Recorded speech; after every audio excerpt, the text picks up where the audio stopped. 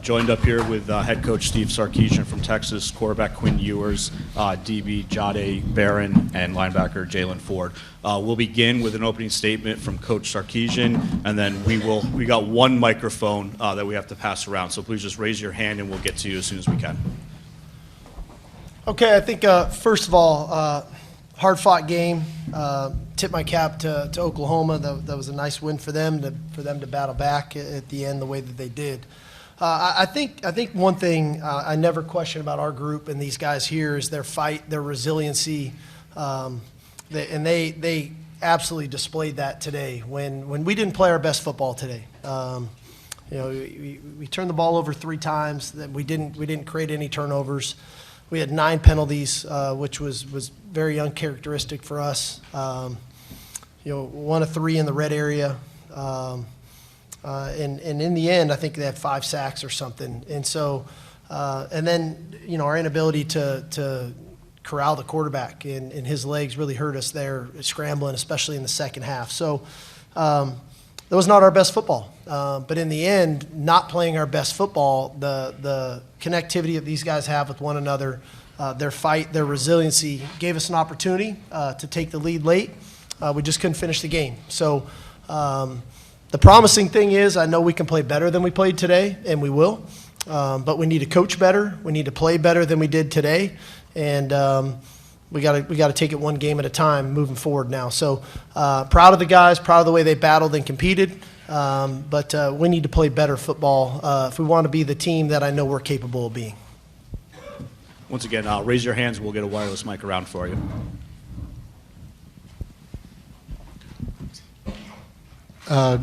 Jalen and Coach, y'all can both answer this. The toughest thing about Dillon Gabriel playing him today with his running ability, what was it? His running ability.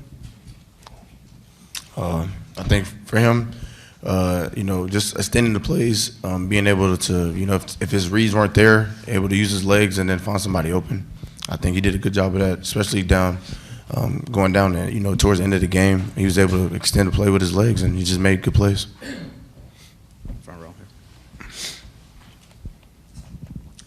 Steve, the issues in the red zone, obviously last week you didn't really want to get too much into that this week. Over here, Steve, on your other side. The issues in the red zone last week, obviously, you didn't want to touch it following the win. Just where do you stand on those things this week, and how do you address that going into the bye week? We got to game plan better, and we got to execute better. It's pretty simple. Front row here. Steve, before Burke kicked that field goal late, did you consider at all sending your offense back out, or was that just to, kind of draw them off? We were trying to draw them off sides. It was a 4th and 4.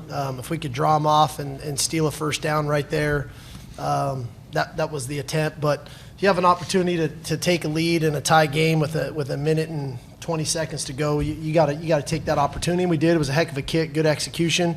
It's a nice drive to get that opportunity. And then, unfortunately, we just couldn't get a stop coming back. Front center.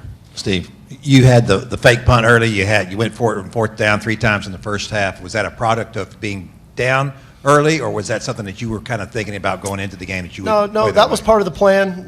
We thought we had a couple things there that we could execute. The fake punt, the guys executed really well. Some of the 4th downs that we went for, we felt good about the calls that we had. So it was not a byproduct of the way the game was going. We didn't play a great first quarter, especially on the offensive side of the ball. I thought we found a little more rhythm offensively after, from the second quarter moving on. But we were a little out of sorts early, but that didn't change kind of the mindset coming into the game. Front row left.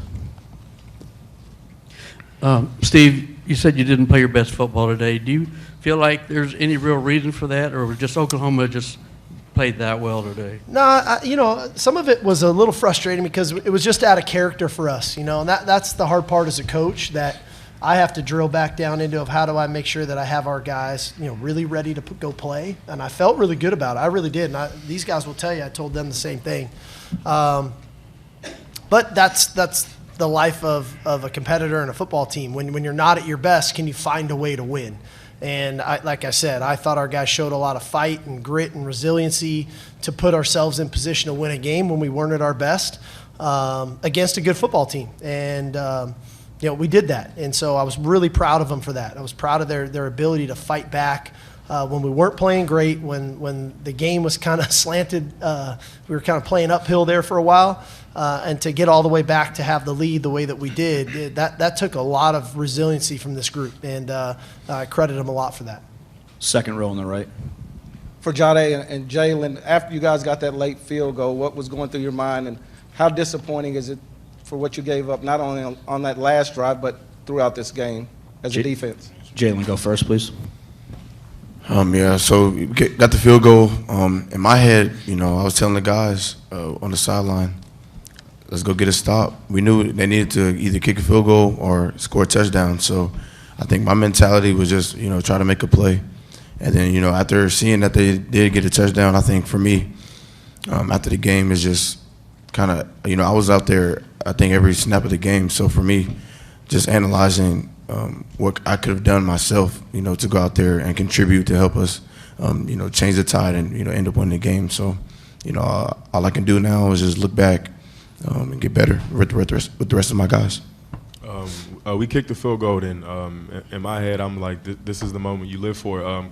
One thing Coach Sark hits on for us, we do 2-minute drill all the time. So, he put us in position for this time right here, and we just didn't execute when we're supposed to. Back row standing. Coach, how much did Oklahoma's up-tempo offense affect the defensive line rotation throughout the game? Well, it's difficult when we subbed when you have opportunities to sub. The rules kind of dictate when you can and can't sub when a team's going no huddle. So when the ball's in the middle of the field and they're going fast, you kind of have to live with the guys that are out there, and it's a little bit tougher to sub.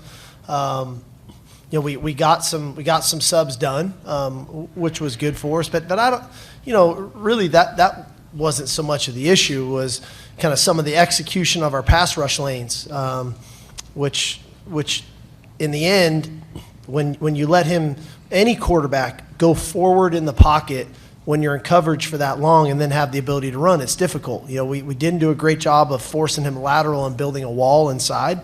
And Gabriel took advantage of that with his legs and made some really critical third down scrambles for them, and then obviously the really long one there later in the game. So, part of it is I got to go look at the tape and figure out why that happened. Where did we miss? Were we off on some stunts and different things? But I think our guys are in plenty good enough condition to withstand if they have to stay on the field. And again, we played in a lot tougher, more difficult kind of circumstances with the heat throughout the season. So today's weather was great. So I felt good about the rotation or lack thereof that we had in the game. Third row on the left. Quinn, obviously Oklahoma's been good at getting interceptions this season. What did they do, particularly in that first quarter, that was difficult to deal with? Yeah, it just didn't start how I wanted to. And it's always tough whenever you get on the first two drives, so 2 interceptions. But I'm glad the way we bounced back, and they started throwing some different looks at us and trying to confuse us. But just proud of the way we stayed and fought. We're going to be third row on the right here.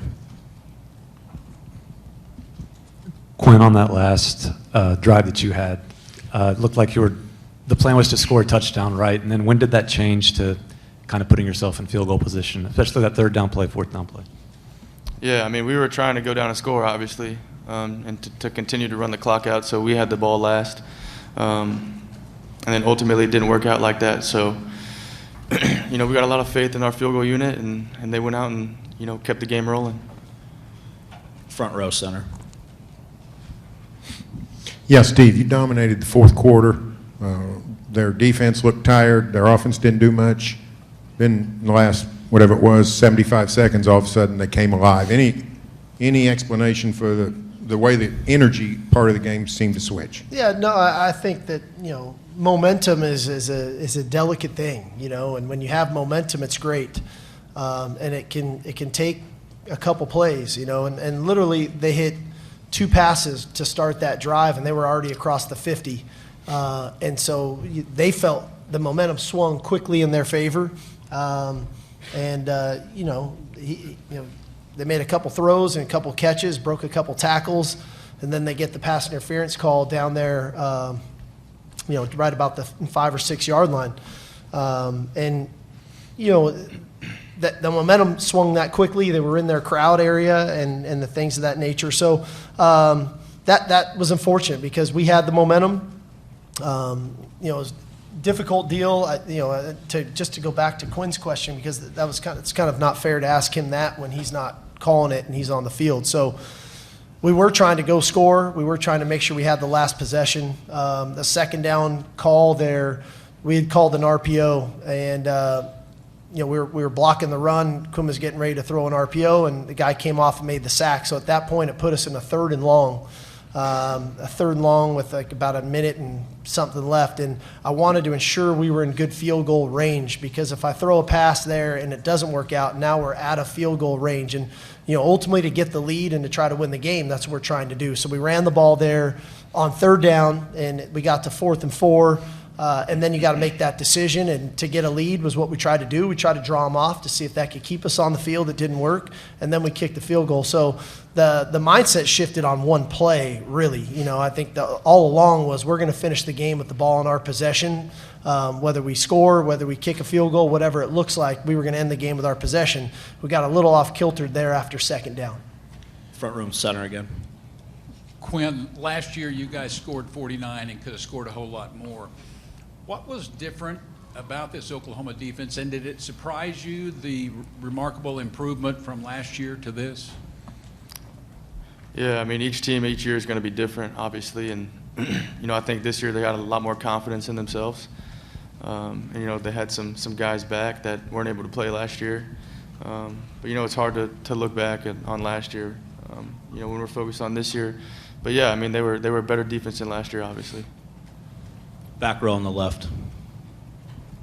Steve, you'll know more after looking at the tape, but just initial impression on the offensive line play today, especially with the loss of Jake Majors. Yeah, I mean, it's always difficult when you lose your center as early as we did, and I commend Connor Robertson stepping in. First time he's in real action like that. And so, that was difficult. I think, we had a couple breakdowns in there. Again, I don't know exactly where they were coming from. And it felt earlier rather than later. But hey, that's a good defense, and to go out and have 527 yards essentially in 3 quarters. So gosh, I sure wish we would have played pretty good football in the first quarter, and what could that have looked like. So I know what we're capable of, and we're going to be fine up front. And after the guy throws 2 picks on his first 2 drives, he goes 31 to 37 for 346 yards. So I think we've got a formula for success that'll work for us, and the O-line's going to be fine, and that part we just we got to minimize some of the mistakes like we had today early in the ball game. Second row on the left. Coach, the strength of this defense has been the red zone this entire season, and Oklahoma capitalized on the red zone all 6 times today. What were they presenting that was different, and what kind of went wrong there? Well, I thought they did a good job of utilizing the quarterback's legs on the first touchdown. They kind of had the +1 run where Gabriel had the touchdown there. And again, I thought we showed a lot of resiliency on a couple of those drives inside the 5. They score the one on the 3rd down. We were hanging in there. We just couldn't keep them out. And then the last one I think is a busted coverage. I got to exactly look at the tape, but I think we didn't guard the guy. So that's unfortunate when you just don't guard them. So they took advantage of mistakes, and that ultimately is a lot of what football is, right? 2 good teams play. When one team makes a mistake, can you capitalize on that error and on that mistake? And I would say today in the red area, I got to go look at it all, but it felt like they capitalized on areas when maybe we weren't as right as where we needed to be, whether it was a run fit or in coverage. We have time for 2 more. We're going to go front center and then second row. Steve, do you expect to be playing Oklahoma again this year? Well, I expect us to get back on the horse. We got a locker room full of competitors. This is a tight-knit group. I'm super proud of them for what they bring every single day. I was proud of them today. And so we'll go one game at a time. I think this locker room is full of champions, and our goal is to go win a championship this year. So we got to go handle our business. Last question will be second row on the left. Coach, first and goal from the 1, you have Tavondre and Byron Murphy in there. What were you seeing from there, and what, as far as maybe some of the breakdowns and not being able to score there? We take a lot of pride in our goal line package. It's been very effective for us over the years, and we wanted to do what we do, and execute the plan that we had, and we thought we had a good plan. I think the first down play looked like the linebacker kind of shot the gap. Why we didn't block him, it's hard to tell. The second down play, the play kind of got strung out a little bit. The third down play looked like internal, kind of just penetration again. And then on fourth down, we went to a play that we felt really good about. Bang, bang, right? We don't score by about 4 inches, so it was a tough play for Xavier and, trying to get in right there. So we got to reevaluate. And that's why I said at the very beginning, we need to coach better and we need to play better. Thank you, Coach. All right, guys, thank you.